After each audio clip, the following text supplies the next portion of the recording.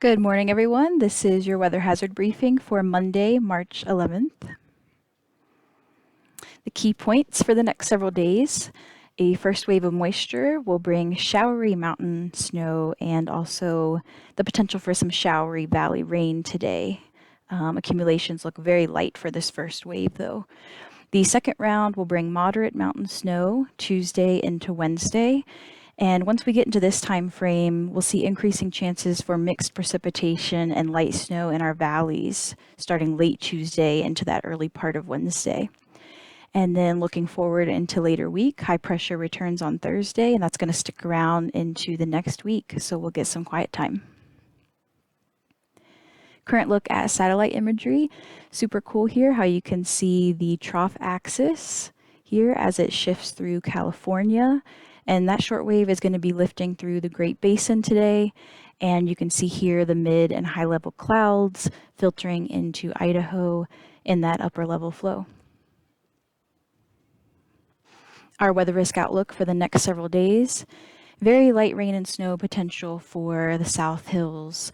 Amounts have been trending down over the last several days.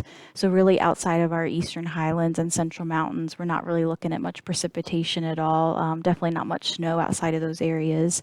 And even for these, amounts are going to be very light. Tuesday is going to bring the heaviest snowfall. You can see here in orange the moderate impacts. Those are going to be where we have headlines in place already. And then the other areas, chances for rain and snow as well, area-wide.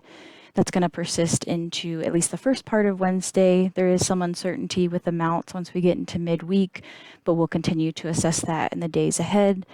And then, like I said, high pressure returns and we have a quiet end to the week. Our high temperatures for today, they'll likely be just a few degrees cooler than yesterday's high temps as that system moves in.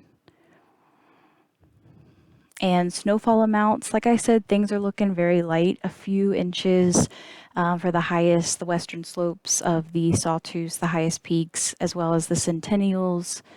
Elsewhere, less than an inch. And then in our lower elevations, temperatures are going to be too warm to really support anything at all. Temperatures for Tuesday, both lows and afternoon highs will be fairly consistent with what we'll observe today, although our lows should be a little bit warmer due to the cloud cover that we'll see. And for heading into Tuesday into Wednesday, like I mentioned, we do have headlines in place, winter weather advisories for these 5 zones. We'll get into the details of the amounts in just a moment. So that snow with that next push, that's going to bring higher totals into Tuesday and Wednesday. That's going to arrive tonight. We should see that first push of moisture likely reaching north central Idaho around midnight and then overspreading the region pretty quickly early in the day tomorrow. So these are the amounts through the day Tuesday. That's going to be the time frame with the greatest accumulations. And then Tuesday night. And so talking amounts, pretty much to summarize the areas where we'll see the most snowfall, and I'll go back to this graphic here during the daytime where most of that will fall.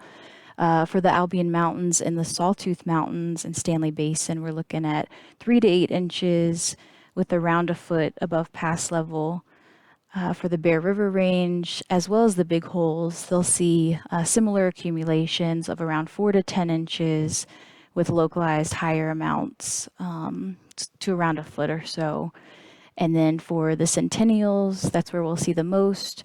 Island Park area, that zone, 6 to 10 inches, but definitely over a foot along those ridge tops.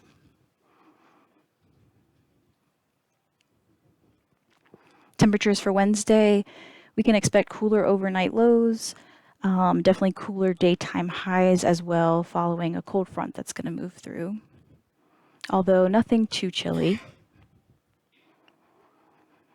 And wind gusts for Wednesday. So there is some uncertainty with the exact timing of how all of this will work out with the snowfall falling down here in the Albion Mountains and these increased westerly winds. We do have pretty good model consensus, though, for elevated winds around 35 to 45 miles per hour down here to the south. The timing, likely it'll only impact some of those higher accumulations in the Albion Mountain South Hills area regarding, blowing snow concerns, because elsewhere won't see too many accumulations. But that could definitely impact travel through this corridor here. And snowfall amounts for Wednesday. So we'll definitely see lingering showers, especially in the Island Park region and along our border with Wyoming and Montana. But there is some uncertainty with accumulations in our lower elevations, depending on the timing of that frontal passage and that system working through. We could see some higher accumulations than shown here. So we'll have to assess that in the days ahead. Something also to keep in mind, models are hinting at around a 10 to 30% chance of thunder, and this is the Storm Prediction Center's outlook for general thunder risk. So the western half of our CWA does stand a chance of seeing some convective snow potential, with the greatest chances being down here in Cassia County.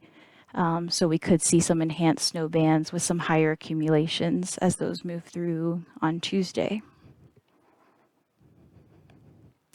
All right, so to summarize, we have a weak, minimal impact wave of moisture moving through today. So it's going to bring some showery mountain snow, mostly for the Island Park area and for the Central Mountains.